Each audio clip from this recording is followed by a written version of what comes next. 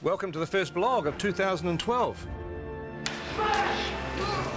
We're shooting part 2 of The Hobbit today. I'm here in Lake Town, but I can't show you anything. I can't show you the amazing set that's over there and the incredible thing that's over there because you're not allowed to see that till 2013. But what we can show you are the continuation of our location adventures. So if you remember from our last exciting episode, we were in Hobbiton.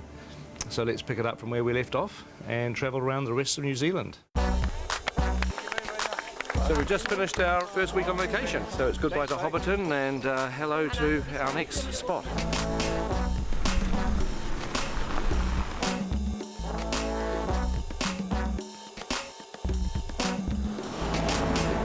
Here is the weather. In Pew Pew today, it has, of course, been raining. Yeah, welcome to Denise Bluffs, people. We've brought the weather with us, which is great. We don't have the umbrellas in the movie, by the way, just in case you're wondering. No, see, the colours clash. What's kind of weird is you're on the sets in the studio and they look so real, but you come out on location, this almost looks fake because you think this can't exist. It's just weird. It's not real, it's a trick. It's a trick. It's a trick, It's mind games. Done with mirrors. It's a very nice environment. Some nice stuff up in there. Just going to be a bit lumpy getting stuff around and building stuff on rocks and bits and pieces, but be nice. Good location. I'm just worried about the dinosaurs.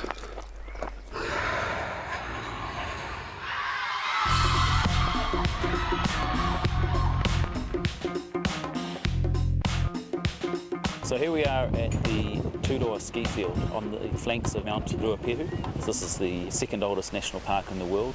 Very ancient vegetation, magnificent colours, magnificent textures, but very fragile. And hence we've gone to exceptional lengths to actually make sure the impact on the site is minimised. So it's about scaffolding, it's about elevated boardwalks to keep people off the vegetation. We built the world's biggest ramp, as far as I'm concerned, to get down to the thing. And everybody sort of walked out to the edge this morning and looked at it and sort of, jaws dropped and went, wow, okay.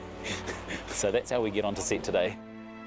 So this is my favourite location. It's beautiful. There's a mountain, there's a waterfall, there's a beautiful view across the valley there. It's one of those sort of archetypal Kiwi places that you think, God, New Zealand has such amazing landscapes. Jesus, it's a bit sad when the grips are going faster than I am and they're carrying everything. Yeah.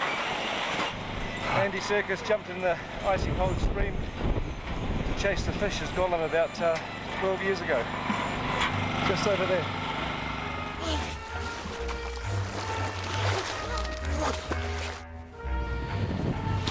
So, welcome to first day on location with second unit. I've spent quite a lot of the last few weeks in a chopper because a lot of our stuff was aerial coverage.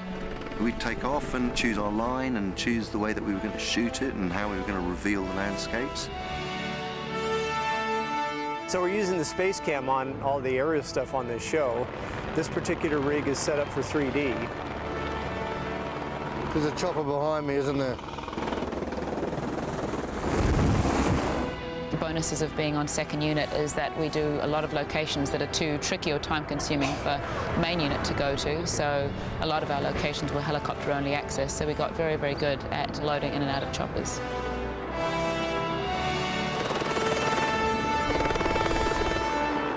So you've got literally 2 units that are now crisscrossing the country, both the North and South Islands.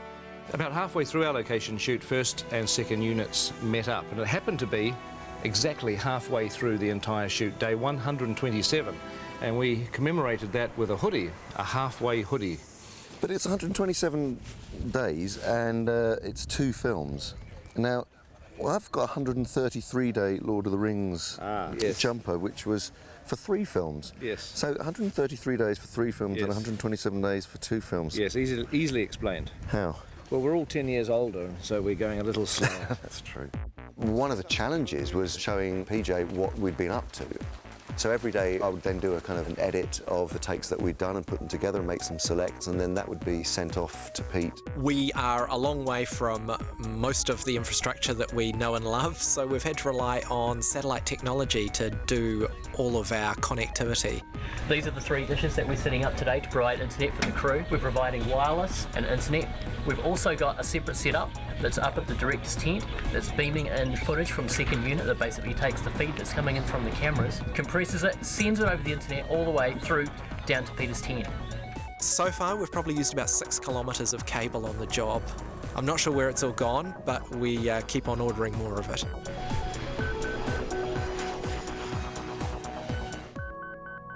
Strath, Taieri, central Otago. So this is a location where you can literally shoot 360 degrees every direction.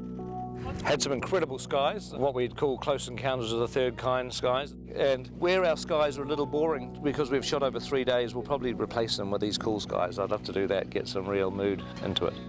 One of the days of shooting on this location was actually up on the hill at something called the Rock and Pillar Range. If you just look over there, that's pretty much that distant ridge line between those 2 rocks. That's what they call the Rock and Pillars, where we had to have 10 helicopters ferrying crew, cast and equipment up the mountain. This is Adam Brown's first helicopter ride. Oh my God. Are you so excited? I'm well excited. You should be.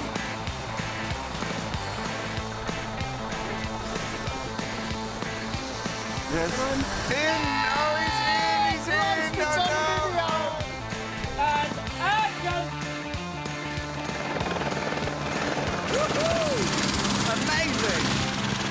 So we're packing up at the end of our location shooting here at Strath Taieri and going to Queenstown. Here we are, beautiful Queenstown. We're just at the base of outside the Earnslow Burn, which is the most spectacular shooting location I think we've been to yet.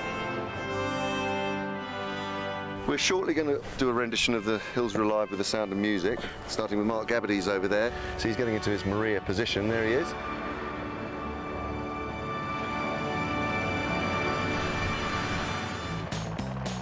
It's snow. Bare feet was a bad choice.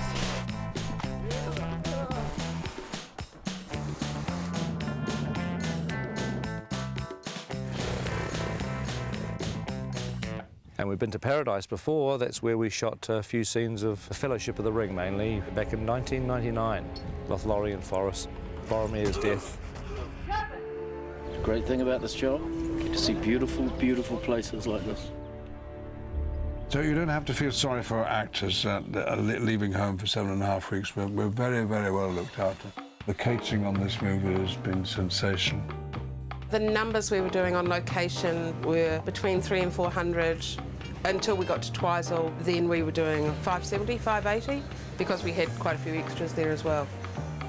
We cook 100 at least kilos of meat every day. One of the guys worked out that we'd been through a ton of oranges already. It's Formal Friday today, so we're dressed in suit. It's one of the only ways to be able to, for the crew to know what day of the week it is. Every morning we crank out about 200, 300 coffees.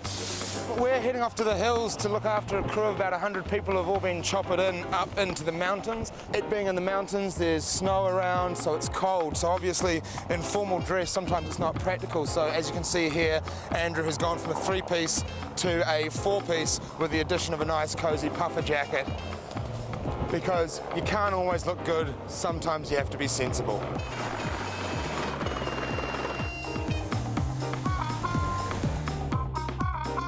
Sometimes you take for granted the scenery in the country where you live, so to come out on the road is really amazing. Good morning. Thank you. Oh. Can't believe how nice it is. We're the luckiest short people in the world. We're among the luckiest people. I think it comes into people, not even height restricted. New Zealand looking at its spectacular best, and a lot of very happy actors cavorting around in front of it.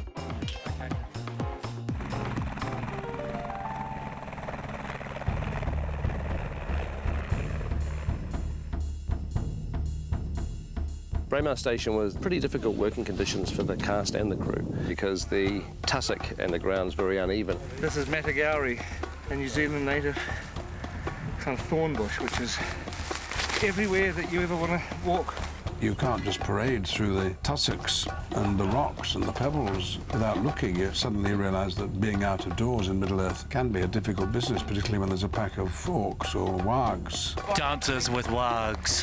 Heavenly wargs. The boy who cried warg. Aliens versus wargs. I was a teenage warg. Enormous amount of running.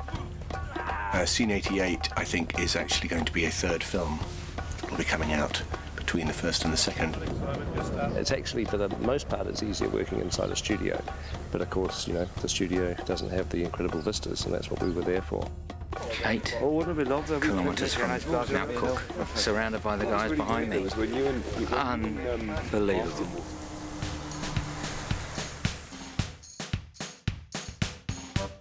This is a Pelorus Bridge over the Pelorus River where we are shooting today. I think my favourite day on set, unquestionably, was floating down the Pelorus River in barrels.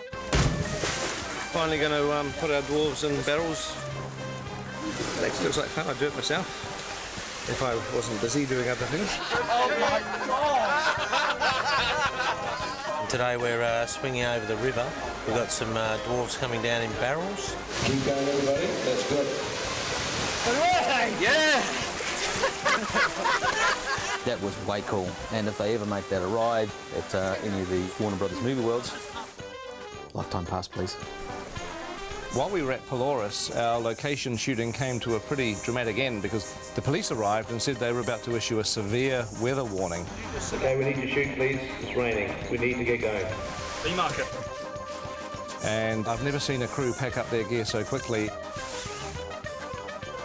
The very next day, everywhere where we were standing, where our equipment was, our cameras, our actors, the director was under floodwater. It was incredibly dramatic. The rise in the river level was like 20, 30 feet. And that's location. Yes. Done. So that's the end of our location shooting, and we are about to go into our last 100 days, what we're calling Block 3. And look forward to talking to you again very, very soon.